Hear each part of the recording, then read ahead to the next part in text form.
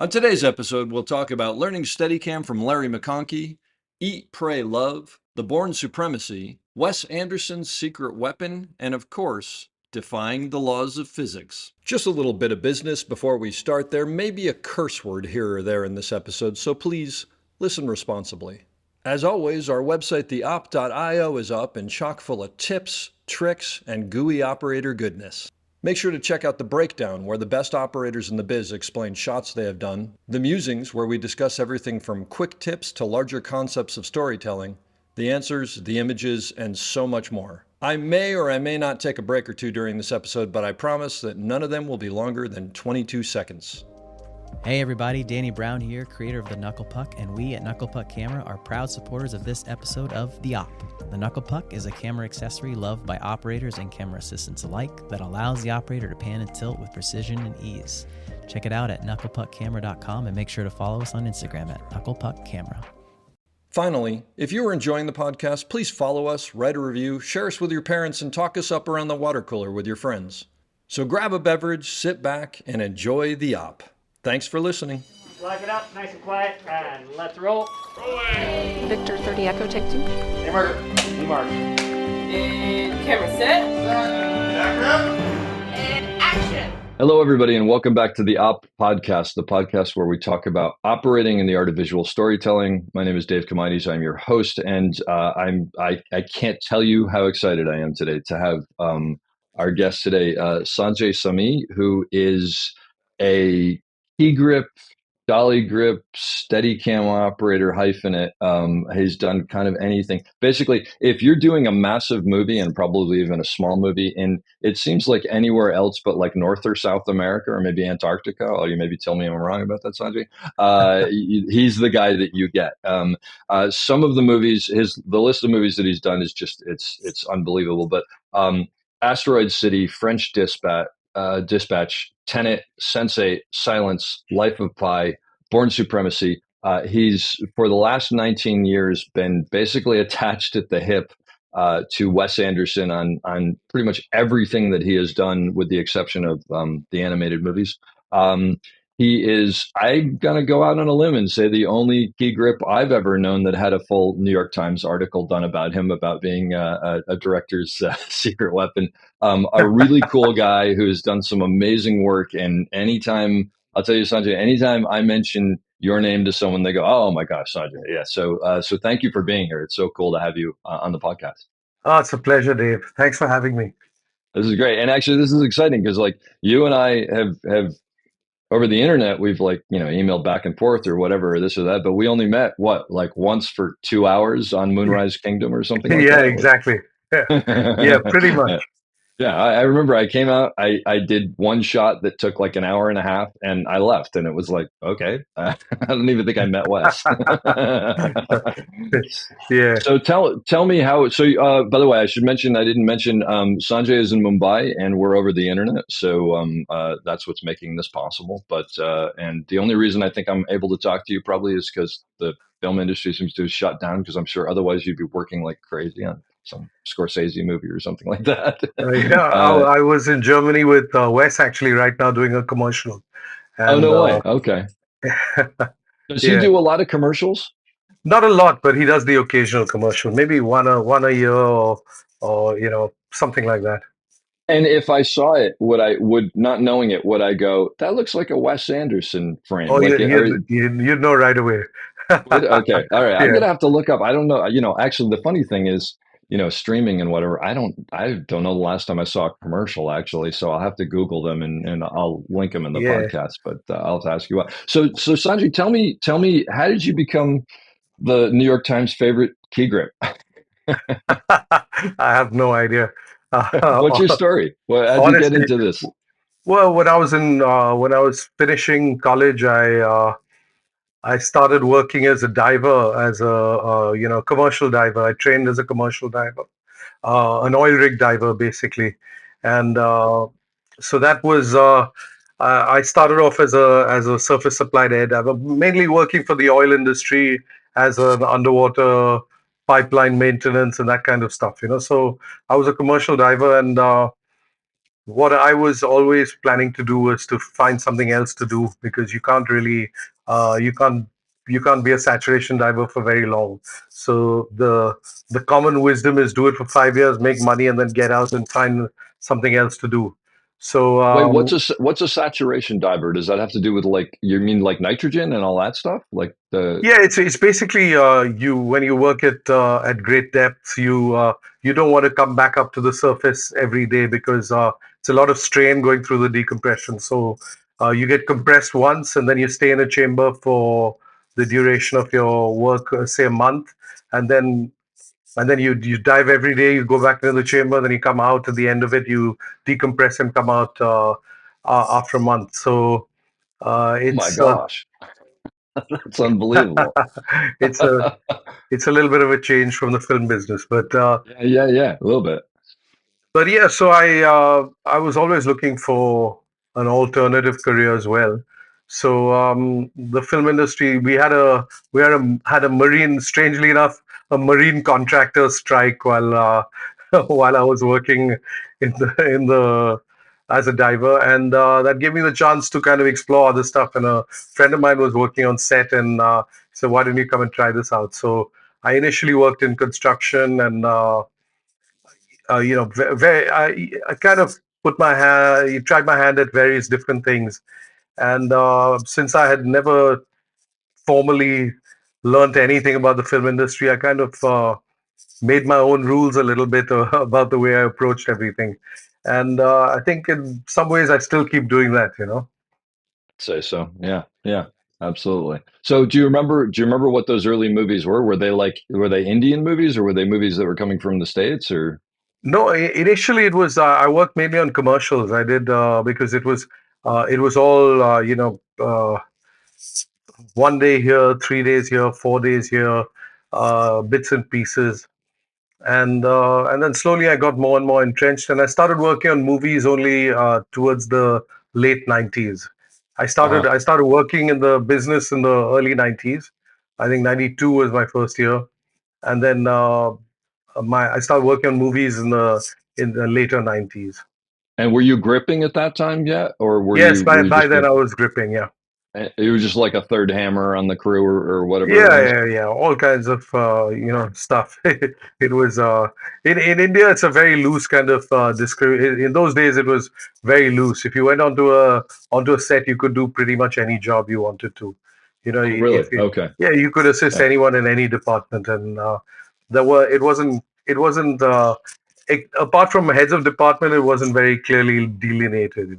So I could Gotcha. I could have, like, if I was doing a TV series, for example, with a multi-camera setup, I could be working in construction during pre-production and wind up operating a camera on the actual shoot day. Wow, that's wild. Yes. Do they just grab whoever's like closest to the camera and they go, "You're doing this"? Yeah, they'll give you a shot, and it's very low stakes, so they'll give you a shot and see how you do, and if you're doing good, then you get called back. If you're not doing good, you get kicked out. That's pretty cool actually. So let me ask you a question because as the Sanjay Sami that I know now, and we'll get into this obviously, like you're the type of person who looks at something that seems impossible and tends to figure out a way to make it work. So was that something that in your mind back then you were looking at what was being done and thinking, oh, that could be done better. I know yeah, I could figure Yeah, that out or all the time. I always thought, even today, I build my own rigging equipment. I have my own workshop, and because I'm a trained, I used to be a welder, underwater welder, and I also um, I'm a machinist as well. So the one thing that I always had ideas for was rigging. I always felt like the stuff that you could buy off the shelf, from all the companies, that were selling rigging equipment was very badly thought out. So I started building my own rigging equipment, and I always felt like there's probably a faster way to do this. There's an easier way to do this. There's a stronger way to do this, and yeah, and yeah. I always come up with something, and then sometimes it wouldn't really work, and then and or it would work, but it was so complicated. I thought it was simple and it would be complicated. But sometimes I'd come up with ideas. The rigging system that I use today for cameras is a system I basically came up with about 20 years ago, and I still use it. I have had an idea to change it now, but I haven't had the time to sit in my workshop. But now I think I'm going to have some time now. So Of the time. Yeah. yeah, Yeah. So let me ask you a question. For what you just said about, like, looking at things and thinking, I mean, in all honesty, and I hope you take this the way I mean it, it reminds me of Garrett Brown, who invented the Steadicam in a number of ways. Number one, because Garrett invented the Steadicam, what, 50 years ago now or something like that. And it still essentially works exactly the same way. It's like proof of concept. But the other yeah, thing is he's the type of person who, I mean, just last night I was at a Steadicam class, and he zoomed in, and in the middle of talking he went, "Excuse me one second," and he wrote something down. And it's just, I know for a fact he suddenly cracked the code on something that he was trying to figure out or whatever, and he's trying to constantly look at things and going, there has to be a better way to do that. Like, I can improve on that. So that sort of makes me think of that. But the question I was going to ask you was, when you were first starting out, was it tough to hold back and not say something to the people who were much higher up than you about what could be better, or did you get into trouble with that? Or yeah. I did get into trouble a few times because I didn't, not being from the film industry, I didn't understand the protocol of people don't really always appreciate some random guy coming up and telling them that that they know a better way to do it. Because and now I understand it now, but I quickly understood it then as well. yeah, yeah, it, yeah, yeah, it, you get it, it it, pretty quickly, right? yeah, it didn't Yeah, take long for me to get schooled on the correct etiquette on set. yeah. But you also mentioned, something about the fact you said something about the rigging that you made that didn't work, and that's such a big part of getting to where you finally are, right? Is like you failing is actually almost as important as succeeding, because it pushes you forward, right? Yeah, I think failing is really important, and I think what I always say is that what experience teaches you, and what really, when you're on set and you're one of the experienced people on set, especially as a key grip, or as a camera operator, as a DP, or as a gaffer, what they're paying for really is your ability to know what doesn't work. It's as important as knowing what does work, because sometimes someone comes up with a method and you know straight away that this is not going to work, and you don't want to waste 6 hours rigging something that's not on the day is not going to work at all. You're not going to Yeah, get the shot the way the director imagined it, or the cinematographer imagined it. So yeah. I think part of what you get paid for really is your ability to know what doesn't work. It's as important as what does work. That's such a great lesson, actually. That's so, yeah, because all those failures, right? If the failures teach you nothing, then they're just failures. But they're Yeah, successes if you put them in your back pocket and you go, okay, well, I'm never doing that again, and so yeah, you don't yeah, go down exactly. down that road. There's no question. That's fantastic.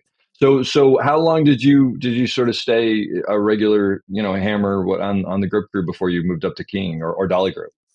Well, so I started on the dolly in about around 97, 98, and then by 99 I was 99 2000 I was keying.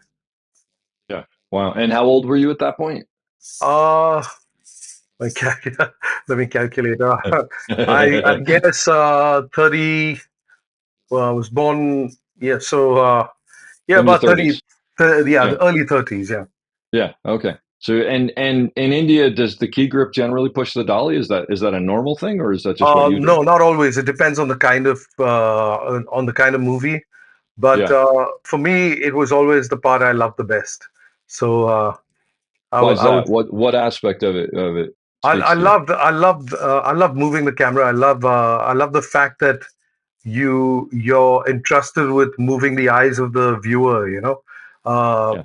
it's a great responsibility, because it's a very powerful storytelling tool, and you have the stillness tells one story, a very slow move tells another story. Uh, Moving across foreground gives you something completely different. Um, a stop, it's all punctuation and the grammar of telling. It's a full stop, it's a comma, it's an exclamation mark. All of these It's things great. are such a huge part of the storytelling process. So I feel like I get entrusted to be able to to take the viewer's eyes and move them through our story. So I've always loved doing that. It's such a beautiful way to describe it. It's absolutely right. There's nothing like it because it's. I mean, I've always said, and a lot of people agree with me. I'm sure you would too. I think the dolly grip should be part of the camera crew. They should be in the camera local. I mean, nothing against the grip local, but it's like what they're doing is camera movement just as much. I mean, clearly they're doing camera movement, but Yeah, I it's mean, just as much part of it. it is. It is. I think the operator and dolly grip together, it's two parts of the same story. Yeah, It's just yeah. it's two hands, because the dolly grip is moving the operator through space. If he's not in the right place at the right time, or it doesn't move, he needs to feel the story as much as the operator does. There's so much to the idea that clearly you have to know how to move from A to B. But the big thing that to me makes a great dolly grip is that they know why they're moving from A to B. They Yeah, understand the story, absolutely. and like you were telling, they understand the punctuation and everything. That's fantastic. So did that sort of what you learned as a dolly grip make you go, oh, I want to be a Steadicam operator and be completely in control of moving and panning and tilting and everything? Yeah, well, so a interesting story. Steadicam was in India in the late '90s, was nobody's child. It wasn't in any union. It wasn't in the camera union or the grip union, and Oh wow. so we there weren't very many Steadicam operators. So when I did start doing it, it wasn't really officially in the camera union or the grip union. But I just Oh, felt it was another tool to move the camera and to be able to, it's a very liberating storytelling tool. So I decided I took it up a little bit by accident. I bought someone's rig because it was for sale, and then I operated very badly for a few years until I actually actually figured it that's out. great. That's great. What what Yes, what model did you buy? Do you know? it Do you was a remember? 3A. 3A. So it was Yeah. already like an established Steadicam. It was past Yes, the yeah, one yeah. and But it two. was Yeah. it was a little bit. I bought it secondhand from an Indian operator in the south, and there were only about 3 or 4 rigs in India at that time, and he was Yeah. selling his rig, and it was the arm. He had done a lot of modifications to it himself. I think he had bought Everybody some did. parts. He had bought some Yeah. parts himself, and I think his vest was almost entirely homemade. And I had to modify. I was a lot bigger than him, so I had to modify it quite a lot to get it to fit me. But That's but awesome. I love it. yeah, yeah. But in the end, it was I got it to work, but my operating was horrendous. But in those days, horrendous operating was still considered quite good. So That was a great time to get into Steadicam because people were yeah, like, "You showed up and you have the equipment. This is great." It was the same here. that's Like it. I used to do these horrible rap music videos, and everyone was just like, "Great, you're here," and they didn't. And that was the end of it. It's like you know how to Yeah, put it on, and it was a great time to learn. But I think for people listening now, it's important to point out that when you started Steadicam, there was no internet, so you couldn't look up yeah. how to op. No, There was no, there were no, no tutorials. There was maybe by then the Steadicam operator's handbook if you could find it no, no, somewhere. no. I hadn't even heard of any of this.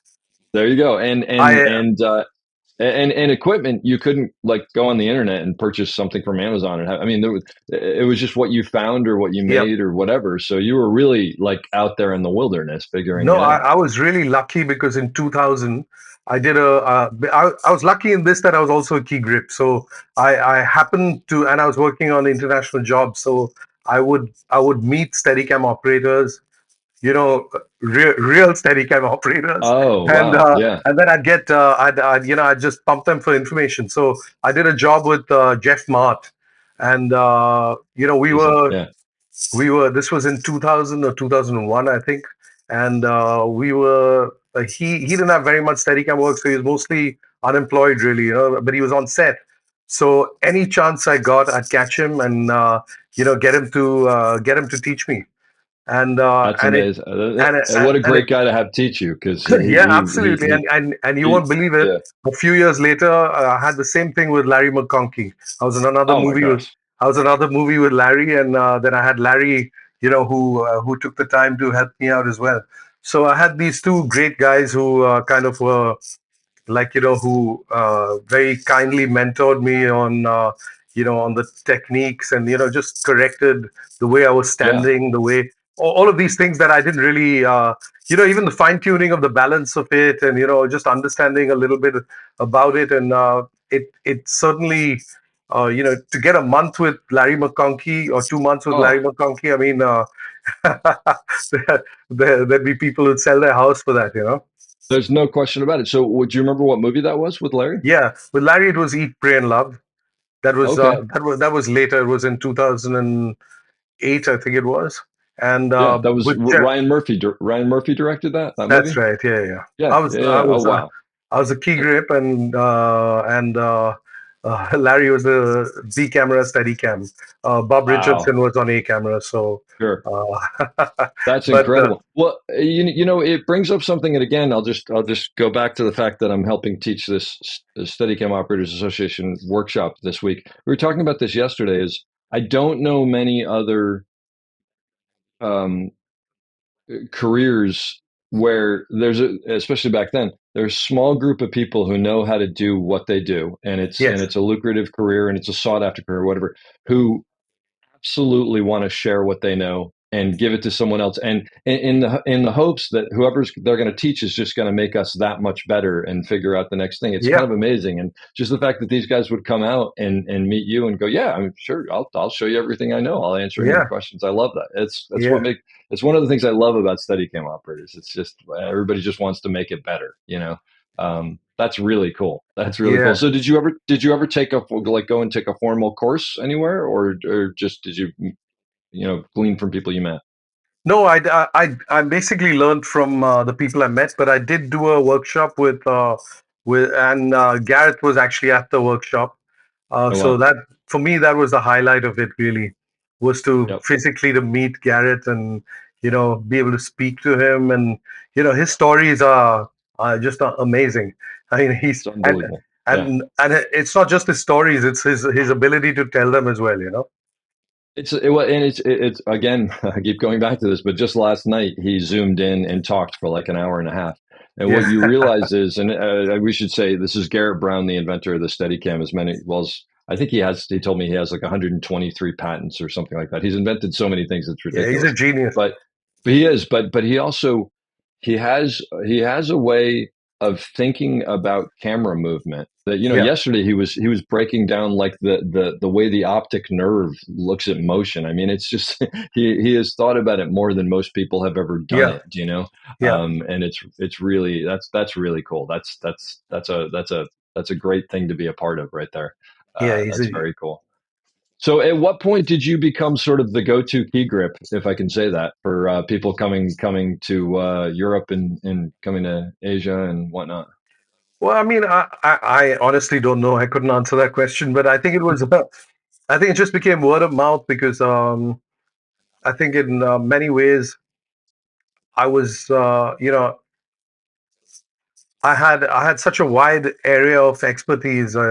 Well, maybe not expertise, but jack of all trades. Yeah, I think but you could probably go to expertise, but I'll do that. You don't have to. Yeah. but I like. I have marine experience. I have, I always believe, and I tell my kids this as well. Uh, Learn as much as you can about everything because everything crosses over. When you know how to how to fix a car, uh, that knowledge will help you in the most unexpected way somewhere else. Not Yeah. necessarily to fix the car, but it all works together. So the broader your base of knowledge and the broader your base of experience, uh, the better you'll always find. Oh, okay, that worked for that. I think some of this will work here, and Yeah. And I always, often when I'm watching YouTube, I'll watch, like Japanese carpenters, or I watch, an Australian guy who repairs, huge mining hydraulic equipment in mines, and it's just I find it fascinating to wrap my head around the way they think and the way they problem solve, because e- everyone, whether it's a guy who's making a kind of a very ornate wooden partition inside a room, or a guy who's repairing, a excavator bucket in the middle of the Australian outback, how each person approaches a problem and solves it, I always find fascinating.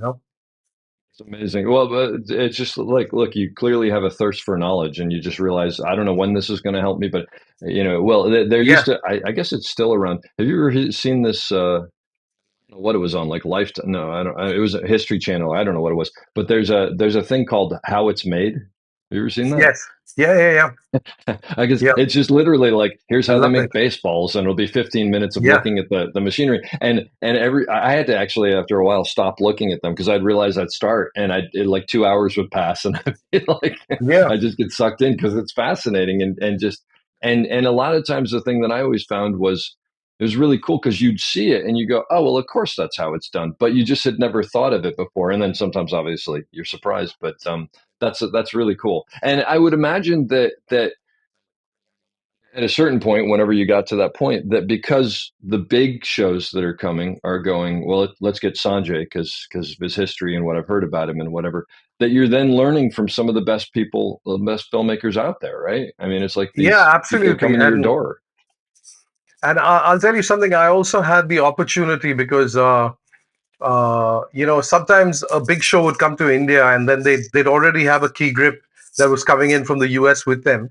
And I would then, for me, that was a real treat, because then I'd get to be a local key grip to another key grip. And then, where do you get a chance to learn like that? You get the opportunity to, so for me, one of the highlights of my career really was working with Herb Alt.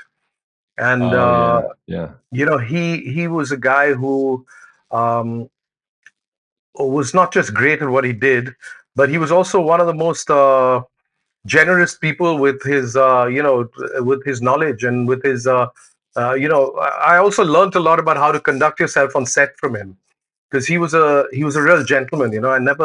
I never he handled himself with so much grace. And I always felt like, very early in my career, I was, there was a TP, an old, very, who I'm still friends with. He's retired many years ago, but we meet sometimes for a beer, and just to hang out. And when I was filming in London, he lives in Belgium, and he took the train across to London, and we went out for a meal, and we were sitting in the evening and having a drink. And he said, and I told him, I said, so many years ago, one of the most important things that has always stuck with me, you told me, and it was, always remember that there's someone else who can do your job who isn't an asshole. So, so that's perfect. so don't be an asshole, because That's that's so great. By the way, that's like the wisest words you can give anybody. That's absolutely true. That's yeah. great. That's fantastic. At at a point, did you ever sort of go, I'm only going to be a Steadicam operator. I'm not going to grip anymore, or was that ever a thought, or was it just sort of another tool that you had? No, just another tool. For me, the overall picture of camera movement was the um, I love being a grip. To me, that's fundamentally, if I had to define who I was, I would say I'm a grip.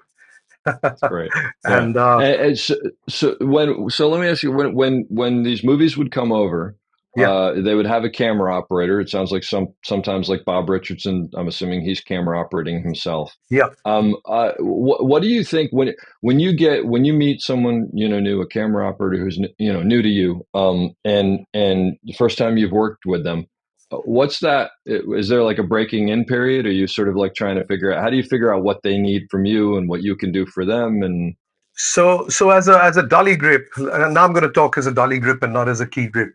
But as a Yeah. dolly grip, essentially what I'd do is I would always try to figure out how the operator likes to work, and so often I'd say, I'd say, how do you want to do this? And the a good operator would usually say, why don't you feel it out? And you if you trust your dolly grip, let him show you something to begin with.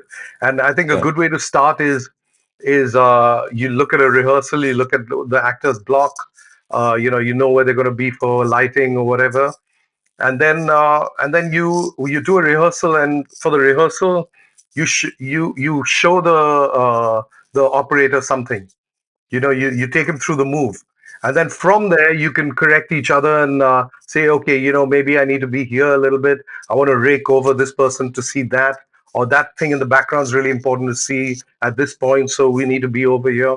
So I think a good way to kind of feel it out is to do is to each one do it instinctively, and then from there you can start finessing how it goes. And so when you're doing that as the dolly grip, that first, let's say that first rehearsal, right? Yeah. Are you sort of making mental notes of, oh, he didn't seem to notice that, so I'll probably keep an eye and make sure we know about that. But oh, he's very specific about this, so I'll pull back here and let him make sure he has. Are you trying to? Yes. Are you sort of figuring out what you should be in part, how much you should push and how much you should pull, if you will? Yes, exactly. And also, initially you have to also you have to when you don't know the person that you're about to work with, you have to also respect the fact that there may be egos involved, and there's a lot of diplomacy involved in taking forward. You can't exert your will on so how you make a suggestion becomes important, until you develop a mutual trust with each other.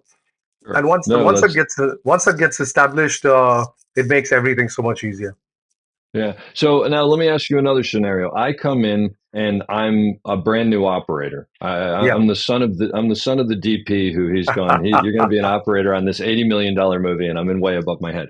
And I know I'm coming out to Germany or wherever, and that Sanjay Sami is going to be the key grip and the dolly grip. And so of course I look him up and I realize, oh my God, this guy's been working forever on huge things and totally knows what he does.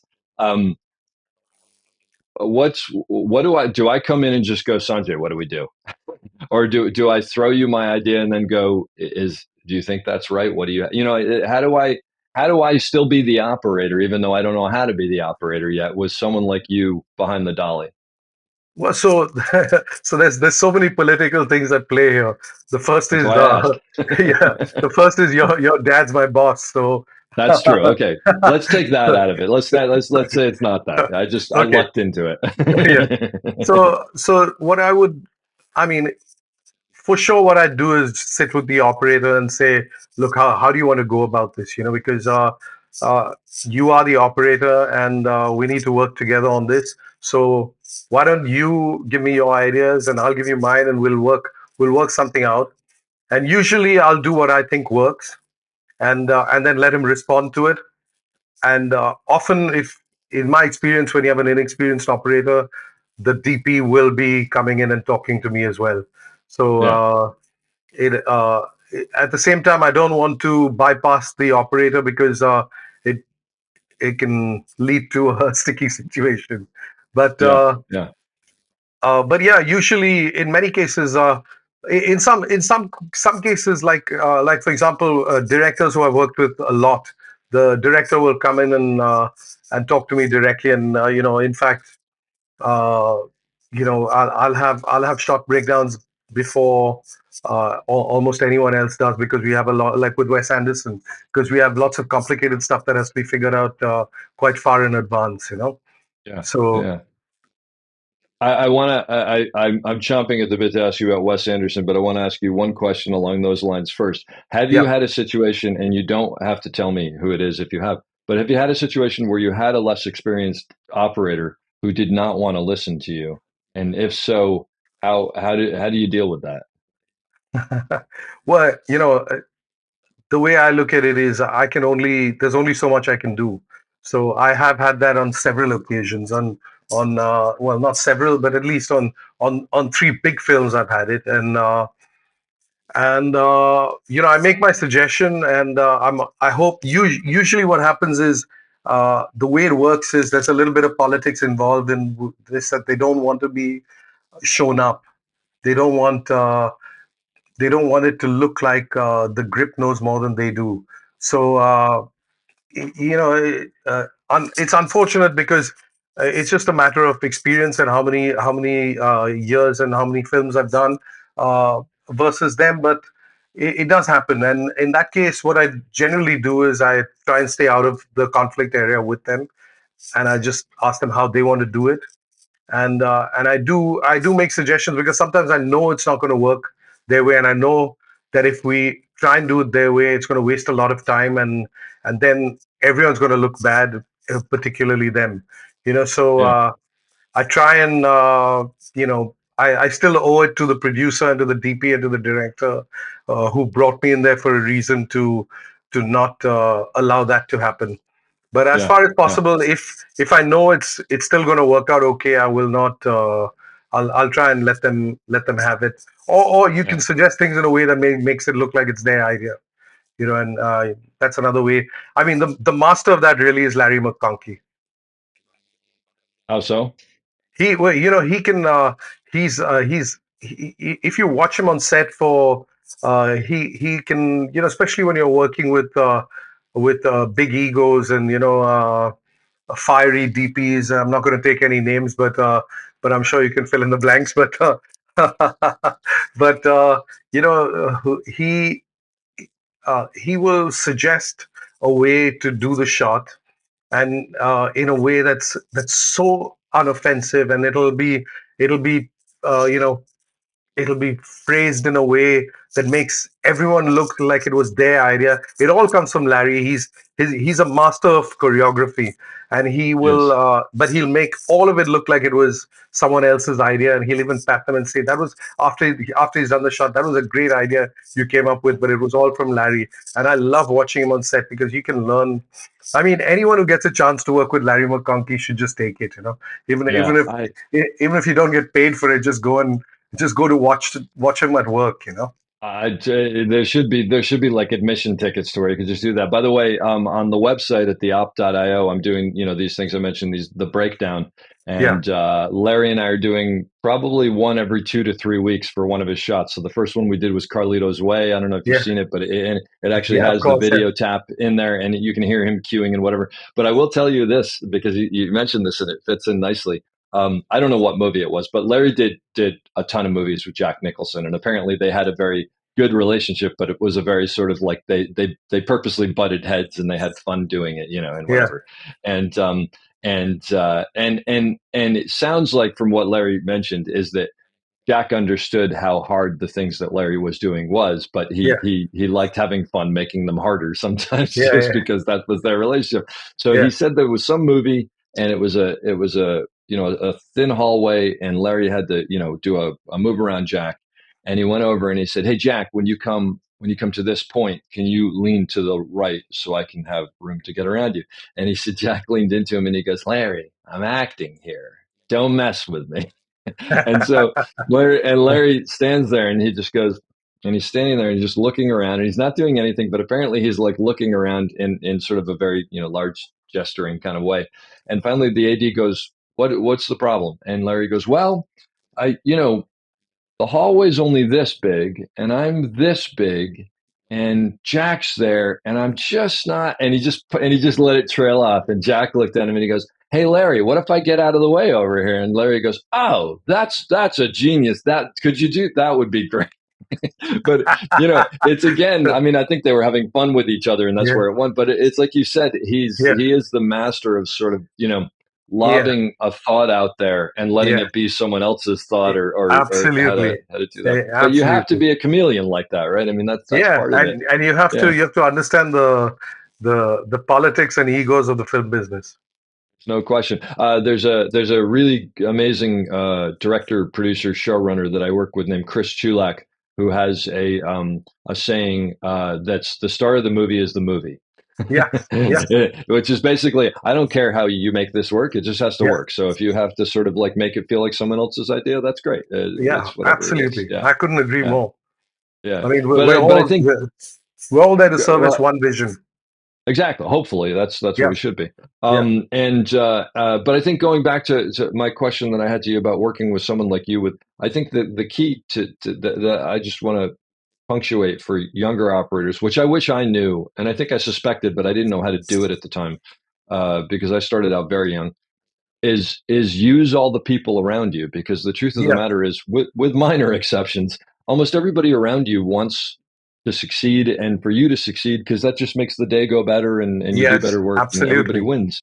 And absolutely. so I think there is that thing where you can go up to someone like Sanjay Sami and the Dolly and say, look, I don't really know where the track should go, but this is the shot. Can you help Yeah, me? And then you go, yeah, let's just do this and whatever. And yeah, everybody, and then they learn, yeah. so, yeah, there's definitely that. So Wes Anderson, I figure I should ask you something about Wes Anderson. What was the first thing that you guys worked on together?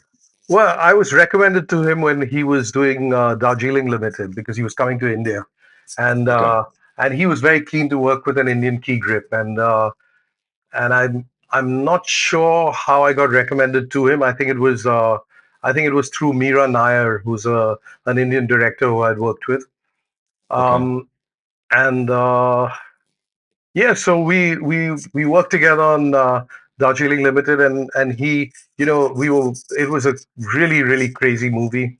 We were filming on a real train moving through the Indian desert. Every morning we'd get in at one place and we'd go out half the day out into the desert and half the day back. And we're filming inside this real train, uh, and Wes was, after having decided not to do it on set and do it on a real train, he was stuck for a lot of things, and the corridor was too narrow for me to fit the Steadicam inside. We couldn't fit a dolly in there, so I suggested, I said, why don't we build like a custom overhead dolly that we can undersling a camera on to track through these cat corridors. And he was very skeptical. He was not sure that something like this could be pulled off, that it would work at all. And and I think he just decided that he's gonna, you know, trust that I know what I'm talking about. yeah, And yeah, I built it, and we used it extensively right through. I ran almost 300 feet of it through the entire train, and we shot a huge portion of the film off this you know custom made track and custom made dolly that is actually, you can see it in the film if you see the track on the ceiling, but it looks like it doesn't look like anything. It looks like it's part of the oh train. wow, oh, I'll have But to look for that. Okay, yeah, but yeah, a lot of the things that he felt like most I think he felt like most people would have said, oh, you can't do this or you can't do that, or and I just said, oh, okay, you want to do this, okay, let's figure out how we can do this, and he wanted yeah, to be able to change ND the windows on the fly very quickly. So since we were rebuilding the train, I had the art department build like filter trays into the windows. So and then I had hard NDs cut to the shape of the windows. So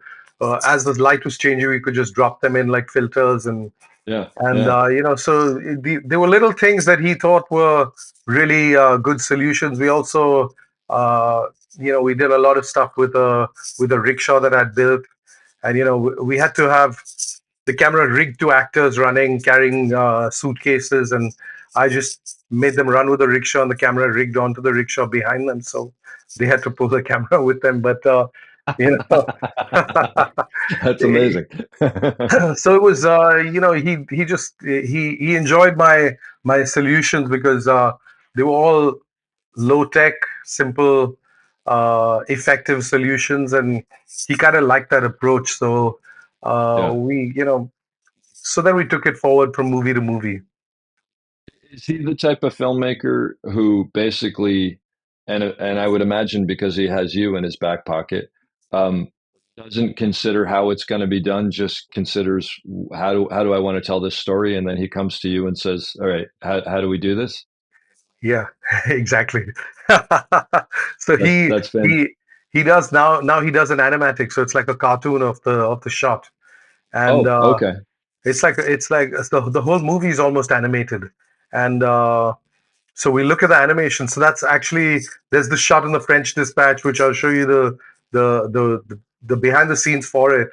But it Yeah. was it basically we track across and then we track back, and it's all super hard stops with very very specific architectural elements in the right of frame, left of frame, extreme hard stops, and I was looking at it and I was like, oh, this can't be done on a techno crane because firstly we have to change, lateral, pull back, across, push in.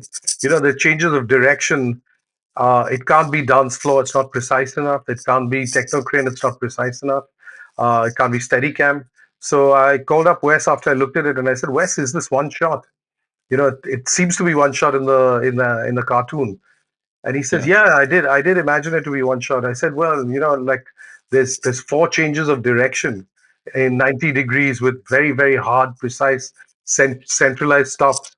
And he says, "Yeah." I said, "So how are we going to do that?" He said, "Well, I figured that you would find a way to do it." So That's your problem. yeah, essentially. So So so so because the people listening can't see it, although I'll put a link to it. I mean, this is a shot that basically is a very very controlled, like all of Wes Anderson's frames, um, dolly move that makes what, three right angle changes in directions, or yeah, four, or something like that.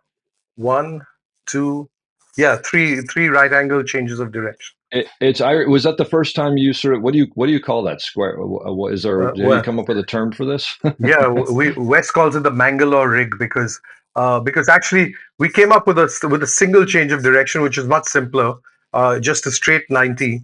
Yeah. The three different changes is very complicated. I'll explain the reasons, but basically the single 90 we did for an H&M commercial, which you can watch on YouTube. If you just put a search for H&M Wes Anderson, you'll be able to see it. And I'll link to that. Yeah. so we had to do a this. So when I was trying to wrap my head around it, I was actually working with Alvin Kuchler. Do you know Alvin Kuchler, the DP? I don't. No, Oh, no. okay, he's a great guy, brilliant DP. I was doing a Samsung mobile phone commercial with him, and and I was sitting, uh, with a drawing, and he was asking me, "What are you doing?" And I said, "Oh, I have to find the solution because I'm going to London to do a commercial with Wes, and he wants to do this thing." And he's like, the next morning before we were filming in a place called Mangalore. And the next day before we started filming, I went in early with a couple of the grips, and I had this idea, and we built this rig. And when Alvin walked in, and he was like, "Wow, that's brilliant!" And he was looking at it, and then I took a video of it and I sent it to Wes, and Wes is like, "Yes, this is exactly what we're going to do." And he said, "What should we call it?" So we have different names for all the rigs we build for That's various great. solutions. I love it. Well, and it is one of those. So was French Dispatch the first time you really did that many turns in a dolly move? Yes, yeah, yeah. Yeah. It is one of those things. It's a little hard to understand until you see it, but then when you see it, because you've got dolly track that's moving on other dolly track, and it's sort of, it's just hard to comprehend that it works, and that you could, because it definitely is the kind of thing that most people would say, "What, you can't do that." Yeah. That doesn't Well, work. even when we built it, everyone who was watching us put it together. Many of the grips who I had with me, who had never worked with me before, were like, "This can't work." And then I had everyone saying, "This is not going to work." I had Yeah. the focus puller saying that this is not going to work, and then we shot it. Sure enough. And I mean, like I said, I'll put the behind the scenes on there and the shot, because it's just incredible. And a lot of these shots, there's no DP or operator writing. You are the operator as the dolly grip completely. Yeah, yeah, yeah. It's all done. It's all done with boom and track. Yeah. Um, Yeah. West traditionally doesn't like the camera to pan or tilt unless it's unless it's to very obviously reframe something else, So it'll Absolutely. usually be a whip pan or something like that. So are you really, quote unquote, like I said, just in that scenario, are you really operating most of his movies as the Dolly Group? A lot of the shots, yes, yeah. Yeah, yeah. That's Probably like 80% of the shots, yeah.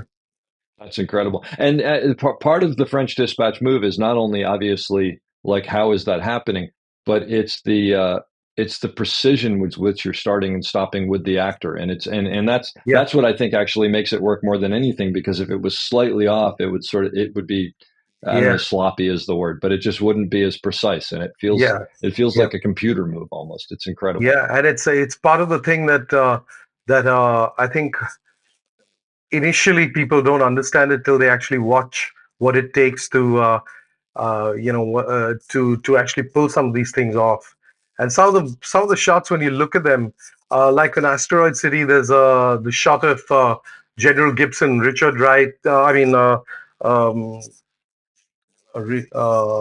Jeffrey Wright's speech. Yeah, yeah. Welcome speech to the stargazers, and that is such a complicated shot. It's so complicated because I had about I had a cue sheet about with about I think there were 38 or 39 different cues and moves for that shot. Dialogue cues for you to do a different move or whatever. Dialogue That's cues, amazing. and some of them aren't even dialogue cues because my cue isn't on his move. My cue is after he moves, just before he lands. It'll be like like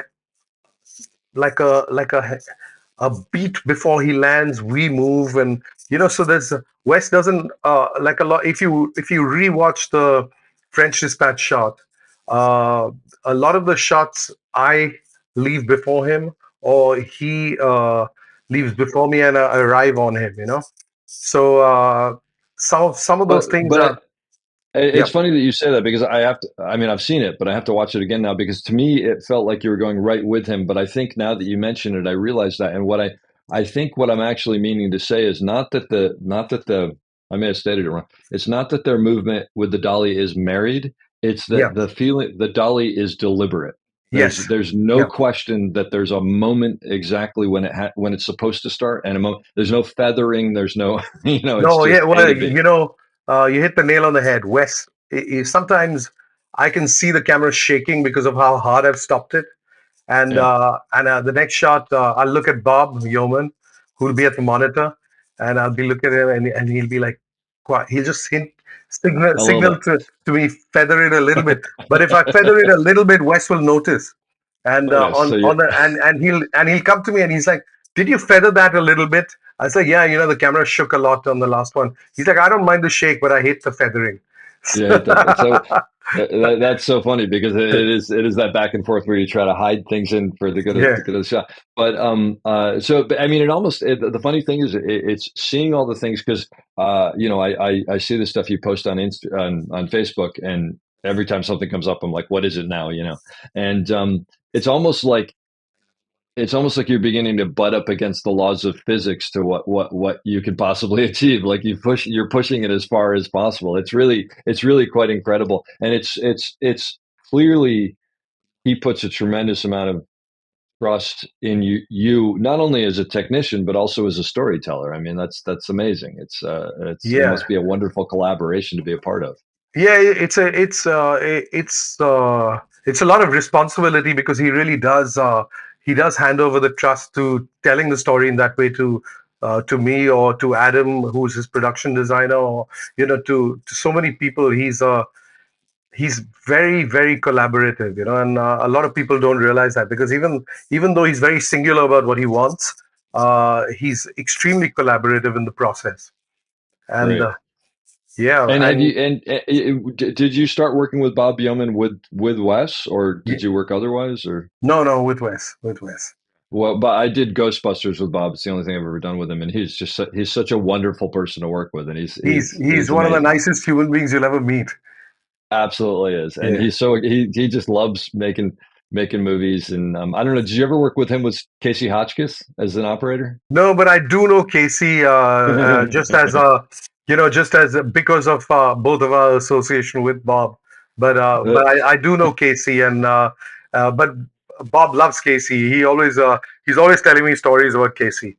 The two of them, actually, I should say I worked with Bob before on a movie called The Heat, but I day played. And I came in as a Steadicam operator, and I'd never met Casey, but I knew him. And Casey's like this sort of just ornery guy in a lovable way. He's just like, Yeah, yeah, and he's constantly, and the two of them are just constantly hurling insults at each other. They love each other, but yeah, yeah. and Bob at the absolutely loves him.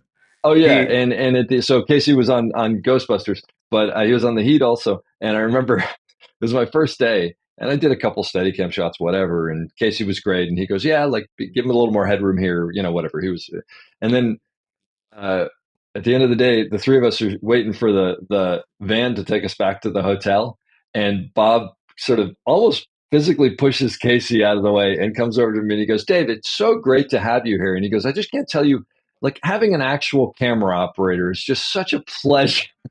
And I didn't know what their relationship was, and I'm like, "Oh boy!" And Casey like threw some insult at Bob, and Bob threw some insult at him, and I was like, "Oh, okay, this is actually."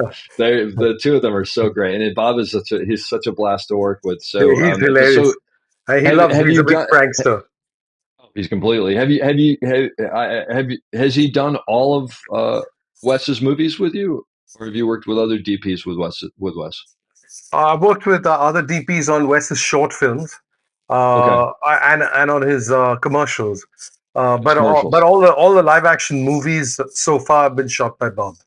Yeah, I mean, it just seems like the three of you are like this. I mean, Yeah, it's like three parts of a whole almost. But yeah, yeah, and when you work on the commercials and the shorts, yeah. I mean, I'm assuming that they're people who Wesson knows anyway. But do those people realize that you are as big of a part of the process as you are? Yeah, they do. They do. I Okay, think so on the H&M commercial, we I worked with Bruno Del Bonel, yeah. and Oh, I love Bruno. I did Macbeth with him. Yeah, yeah, phenomenal. and in I think he told me actually himself. We're great friends, but he told me in the beginning he was a bit, why they make me work with this Indian key grip, and he couldn't he couldn't quite figure it out. But Yeah, on day one, he came to me and he told me, he said, this is how I felt initially, but I get it now. but uh, that's great. but That's but wonderful. he's lovely. I love him. And the other DP Wes works with is Darius Konji, and Oh yeah. Oh my gosh, that's amazing. so Bob, Darius, Bruno, and we did a commercial now with Linus Sandgren. Uh-huh. Okay. Yeah, all amazing people, but clearly I'm sure they know right off the bat that you are a big part of that that thing. Yeah, So but are well, you wor Darius, I work with otherwise as well. He's a good okay, friend so of he mine. knows you. Yeah. And so are you worried that Wes like is going to start coming up with things that you can't pull off? Like, is that a concern? Because it seems like he probably. I mean, if I was him, I'd go, okay, so clearly there's nothing that this guy can't do, so I'm just going to go hog wild with whatever. Well, I think I mean I look forward to the crazy stuff he comes up with because in all honesty, I we keep going crazier and crazier with the stuff we're doing, and it's kind of what I find it thrilling, but Yeah, uh, but I feel like in some ways he after he did the animation stop motion films, it liberated him to you can do stuff that the laws of physics don't allow you to do. So I think sure.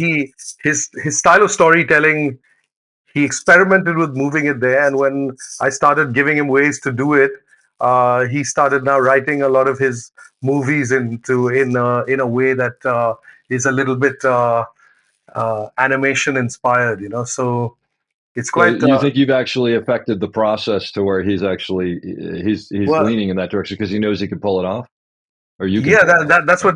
that's what he told me. He says, if you keep finding solutions, I'll keep finding ways to Great. But to because you and I both said crazier and crazier, I think one of the things that amazes me about it is when I see the shots, yeah, they're actually very simple. yeah, And that's the beauty of yeah, them. But then when you see what it took, or even before you see what it took, when you try to yeah, imagine what it might have taken, yeah. um, it's just like this isn't the kind of thing that should work, but somehow it does. But that's the thing that I love about them is they're just it's very simple, elegant storytelling, and Yeah. it doesn't feel like it's crazy, which is a total testament to you because it should feel crazier than it is. I guess maybe that's what I'm trying to Yeah, say. I mean, Yeah. some of the solutions I'm not sure myself. Sometimes I know in my head it should work, but I keep thinking, ah, you know, why has no one ever tried this before? Yeah. And then I try it and it works, and then Wes gets really excited that it worked, and yeah, then the next time he comes up with so that becomes another tool in his arsenal, and the next time we come up with something else, Let me ask you a question, and maybe I hope this doesn't sound wrong because I'm trying to think in my head, will it? But so take it with a grain of salt if it does. But I'm wondering, growing up in the film industry in India, Yeah, where you may not, I'm making an assumption here, so tell me if I'm wrong, but especially in the early parts, you may not have had all the equipment at your disposal that maybe we might have in the United States, where we can yeah. go to a grip house and we can go to this and whatever. Do you think that that is part of the reason why you are so, there's got to be a way to figure this out and we'll go get this from the hardware store and put it together because Without you a didn't have doubt, a choice? Yeah. without a doubt. When I think it's two things. The first is we didn't have we didn't have a lot of equipment. In fact, we had very little equipment. Yeah. We had to build a lot of the things that that we needed. If there was a shot that we had to try and figure out, we had to build it to try and figure it out. And the other aspect of it is that I was never told the right way to do something, because I never studied to be in the film industry. So and I so I kind of learned my own method, which for whatever it's worth was not the standard way. Yeah, well, it just occurred to me that it's in a weird way, yeah, you may have benefited by not being able to take the easy way out all the time and just going, oh, I can buy this widget and whatever. It's more sort of Yeah, like, how can I make this? And then, of course, as you're making it, you're going, you know what, I could do this better than that, or whatever. yeah. That's amazing. So, you've worked with Scorsese on a couple of movies, No, just and then just silence. just Silence. What was that Yeah. like? What's it like working with Scorsese? Well, interesting. I was key grip second unit. So what we did was we had many scenes where we were filming out from sea back to land, and so main unit was shooting all the angles looking out to sea, and second unit was shooting all the stuff looking back to land. And we'd still be reporting to Rodrigo, the DP, but it was like two separate units because Ah, they had to clear complete. We would start from a different place, and it was quite complicated the way we were working. So a lot of the I've worked with Rodrigo before, and I'd worked with quite a few of those people before, and it was interesting. It was a really really tough shoot, really tough conditions, very grim story. Uh, you know, um, Hard, really hard in many ways. yeah, We were filming a lot of marine stuff in a really violent sea. Um, there was a lot of rain. A lot of the sets were washed away. Were like filled with mud, and just tough, just tough, cold, wet. Um, and it's interesting because it was one of those things where the director doesn't talk to you directly. So all your information comes via the DP. So yeah, it's not collaborative in that sense with the director. But gotcha. for me, it was a bucket list thing, Yeah, of course. working. Well, and you sort of touched on one of the reasons what I was asking because I was wondering about this. Is it is it? I mean, it seems like what do you do? A Wes Anderson movie every other year or something like that, almost, and then Yeah, stuff in between, obviously shorts yeah, and this and that and the other. yeah, Is it tough to be on a Wes Anderson movie where you are literally in the center of everything, right next to him, yeah. and then be on something else where it's you're just sort of waiting for your marching orders and okay, this is my job. Is there like a reset that has to happen with you? Yeah, there's a reset that has to happen. It's a, it's a lot. It's a massive reset actually because you want to be more involved, but you understand it's a much bigger machine, and it has its own way of working, and you need to play your part in making sure that your end of it gets taken care of. But So you just it's a mental game at that point. yeah, it is. But having said that, I've worked on big movies which are also very similar to like on the Born Supremacy, for example, on Mission Impossible uh, I work with Dan Bradley, the second unit director, quite a lot, and he can be tough. Not many people like working. I know many people who don't like working with him.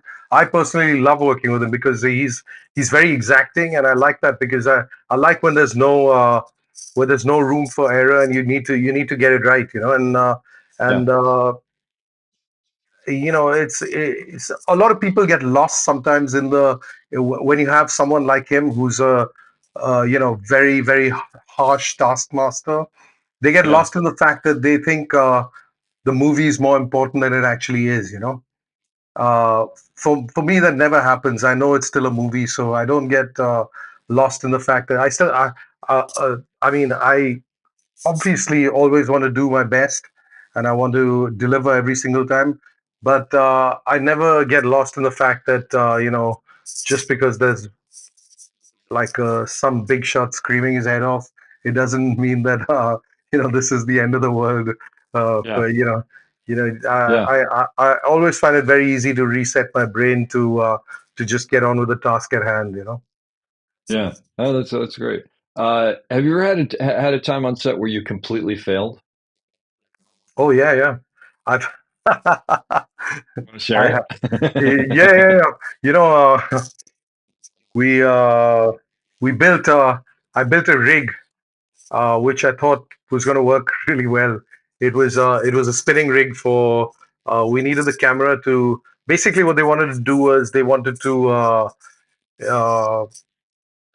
they wanted to undercrank, overcrank the camera, so it was going to be very high speed, but it had to look like the camera was traveling around this basketball player in real time, like it was. So we had to spin it really, really, really fast, Really and fast. Yeah. and what I'd done was my initial idea was to have it was a hub that was suspended over the basketball player's head with an arm going out, and we were spinning the hub. And my idea was initially to have it a rigid, locked off sort of counterbalanced arm with a motor on the top.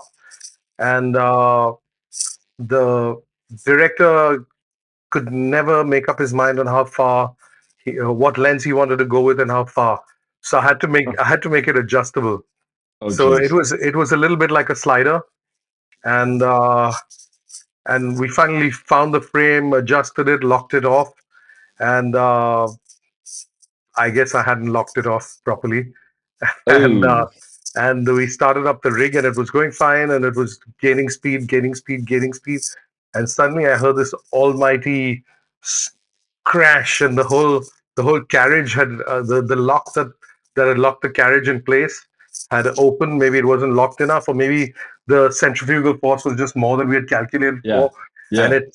it flew all the way down to the end of the arm, and the mount for the underslung camera kind of cracked, but luckily it didn't fall all the way down, but it was dangling off the end. And Oh my and I was like, gosh. I was holding my head. I was like, okay, back to the drawing board on this one now. All But right. So even at your stage of the game, there's things that don't work. yes, you have to basically, uh, in hindsight, you always know what the problem was, but Yeah. the more you do it, the more of that whole arsenal of mistakes you have to draw upon when you go to it. So Yeah. Yeah. Yeah. I worked with a a director called Stephen Knight. I don't know if you know who he is. He's an English No, no, no. director. He created a show called Peaky Blinders, which is it's Oh yeah, a I love Peaky Blinders. Yeah, my yeah. my friend Simon Dennis shot the first like 4 seasons or something like Yeah, that. Yeah, so yeah, yeah. so so he's the Stephen Knight's the creator of Peaky Blinders, and directed I think the first bunch of them, but he's the writer of the show as well. And he also wrote and directed a film called Lock with Tom Hardy. I don't know if you've Okay, seen it about the guy in the I car. haven't. Hey, so he wrote this film called Serenity, and they got in touch with me to work on it.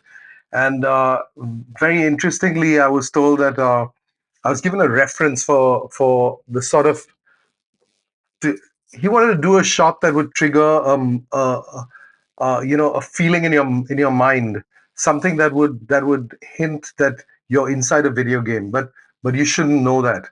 And one of the references he gave me was a camera move from it was a I think it was a game called Grand Theft Auto, and it's this camera following in sort of a god mode behind, and then it suddenly when the guy stops, it swings around and comes to the front lower, Uh-huh. and Yeah, uh, and I was like, this kind of a move is like it's not really doable in the world of outside of animation.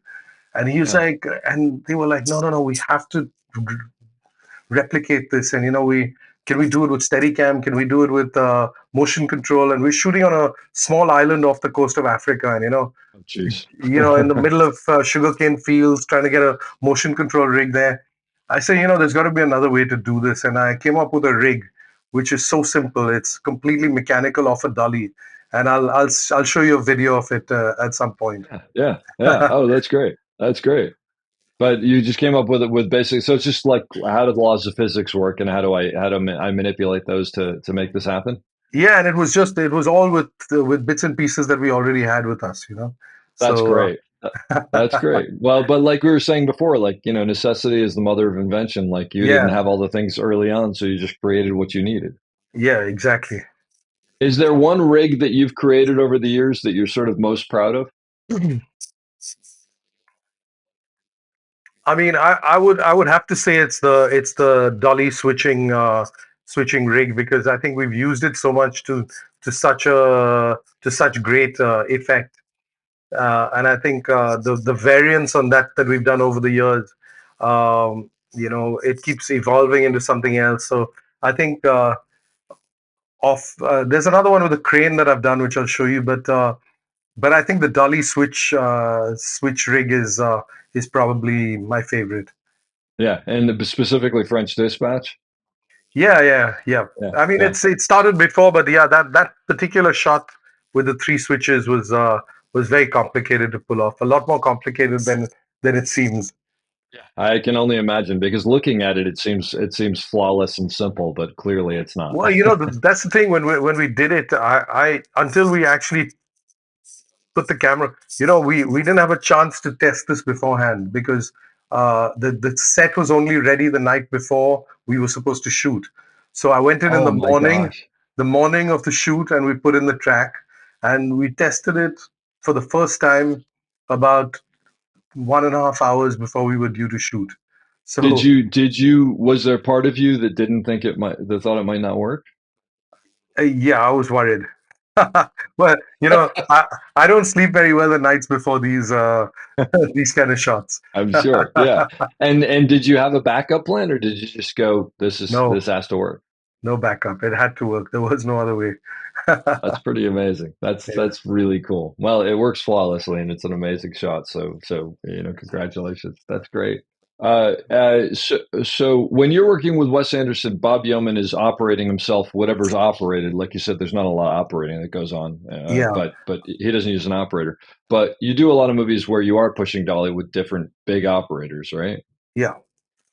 So when you think of the good operators that you work with, what do you think it is that makes them good? What makes an operator a great operator to you? I think it's being able to collaborate with the rest of the crew.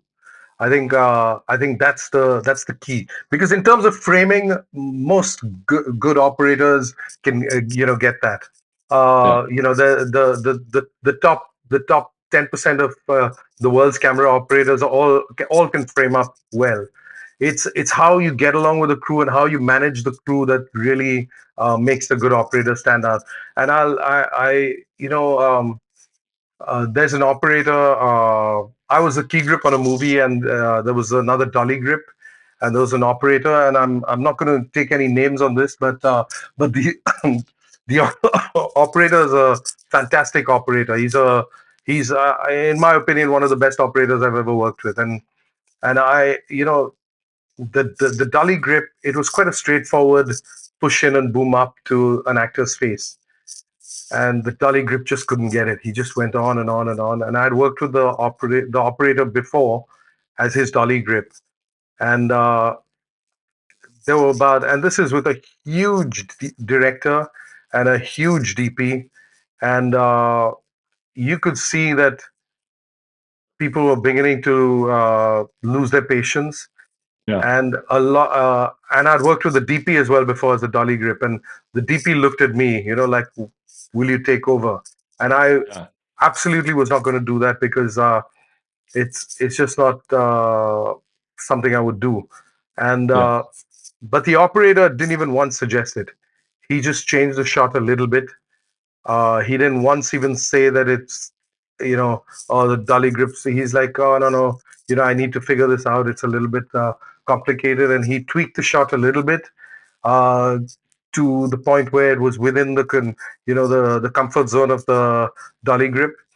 Yep. And he got the shot. And it wasn't the shot that they wanted, but it was a shot that worked. And he worked around it, and it wasn't obviously the outcome he wanted, but he took care of the dolly grip. He really, you know, he made sure that his dignity was intact. He, Yeah. he, everyone who knew what was going on knew exactly what was going on at that moment. But Yeah. my respect for him at that point was just sky high. I just thought this is the right kind of human being. Yeah, that's well. I think basically it's that he's got his eye on a different ball, even though he knows he still has to do the work and he has to get the shot and whatever. But Yeah, yeah, there's a larger ethos to that. yeah, So, especially on the Wes Anderson movies, but a lot of movies, you've worked really closely with a lot of big name actors, some of whom are tougher than others. yes, um, and can you just talk about that? How does that? Because I mean, on the Wes Anderson movies, you're essentially again doing a lot of operating with the yeah. dollies. So how do you work with them when you have to give a note to an actor who maybe is a method actor, and you don't want to get in their space, but you have to get some information across, or any tips for anybody on that? You don't have to Yeah. name names. Well, there's a few things. There's you know, you've you've got to work with them. There's no way around it, and sometimes you need their help. And there are some actors who are not going to help you out, and it's sometimes you just know that it's not they're not going to they they're just not going to help you. So you need to figure it out. You need to come up with a plan. There's some shots which are really really complicated. I had to do a shot where we were on a platform. I had the peewee on in crab mode with the camera offset over the actual steering handle, and I had to track sideways, switch into conventional mode, and track back while an actor walked from one window, came up there, and opened the door and charged towards me, and I was pulling back, and I ended up almost half off a platform, and I told the actor. Um, could you pause for a second before you open the door? And he looked at me and he says, I don't think I could do Wow. that.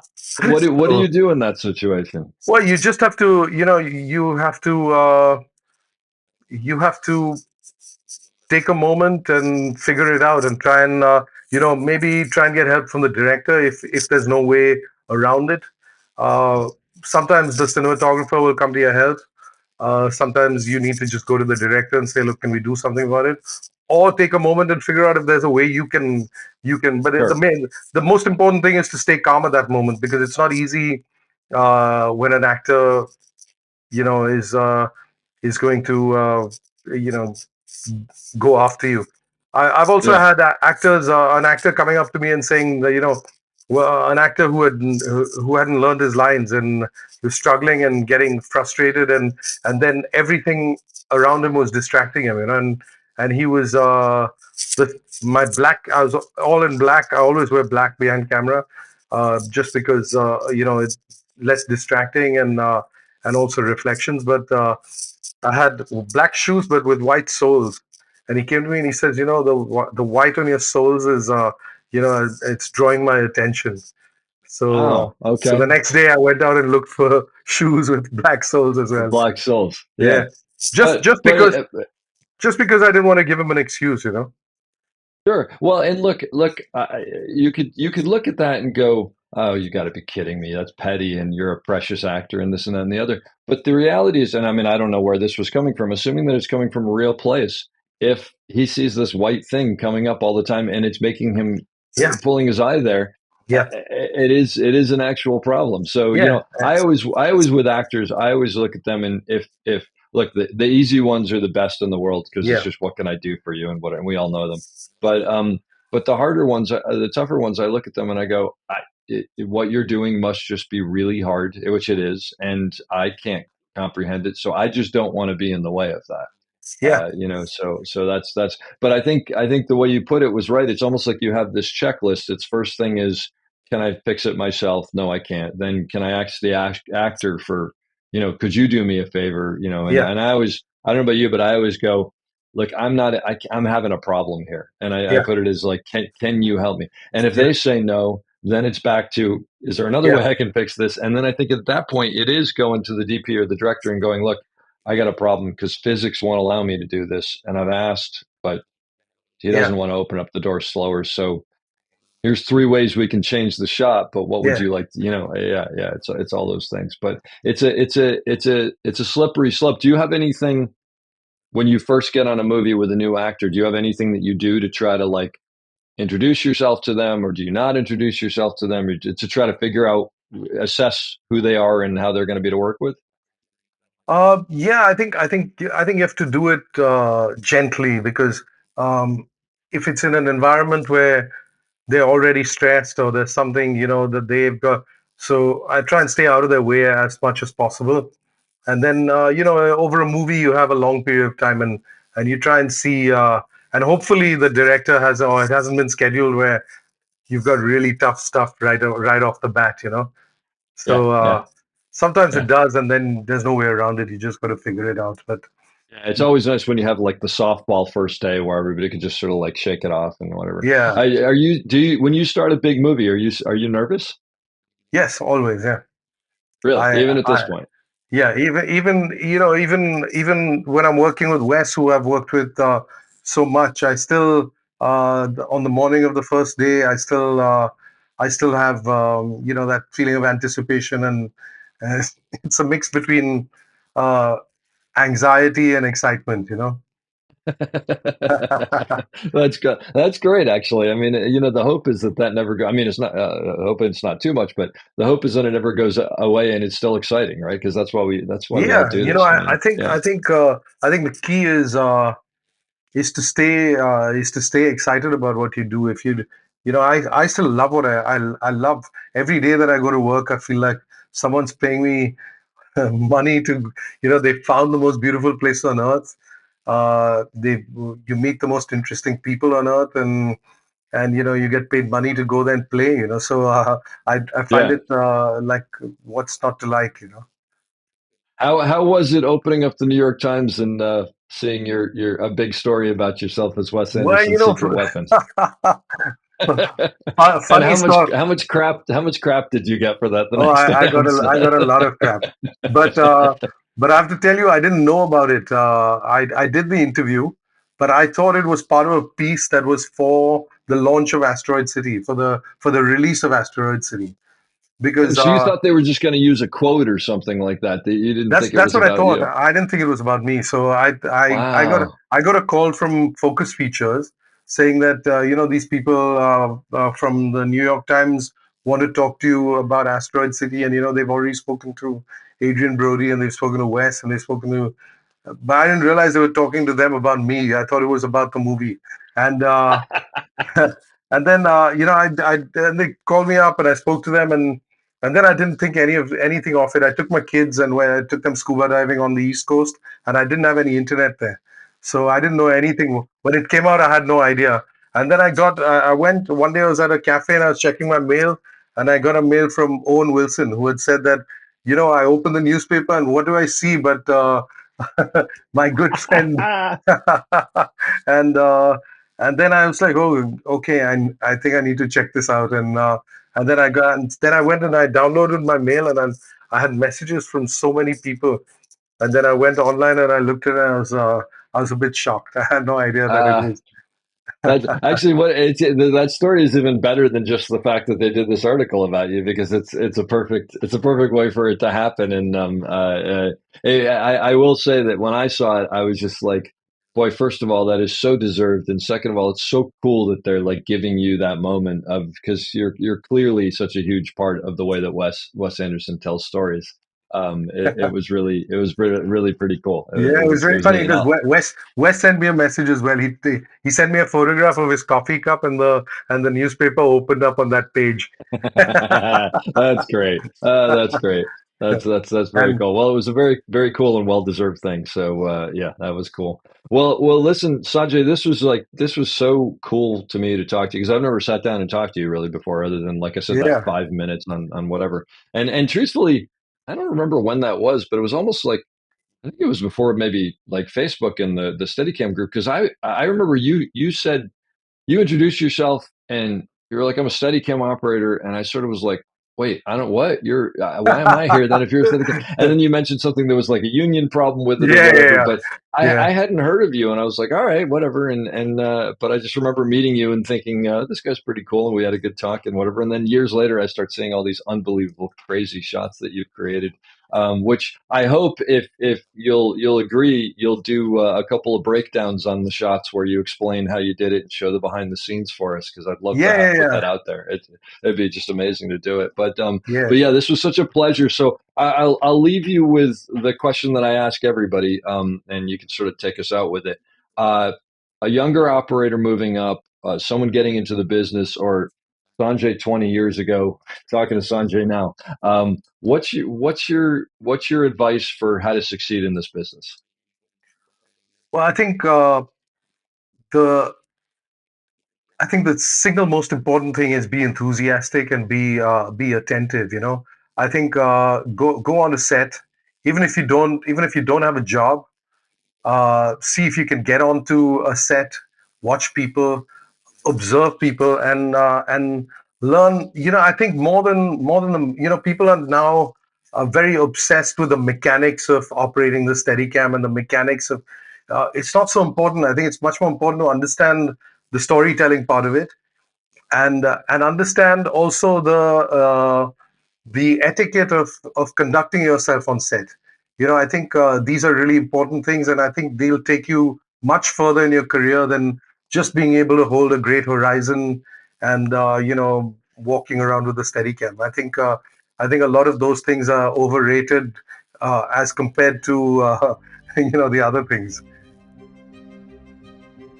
I hope you enjoyed that as much as I did. We'll be back soon with another great episode. Don't forget to check us out on theop.io for all sorts of information on operating and storytelling. So thanks for listening, and have a great day.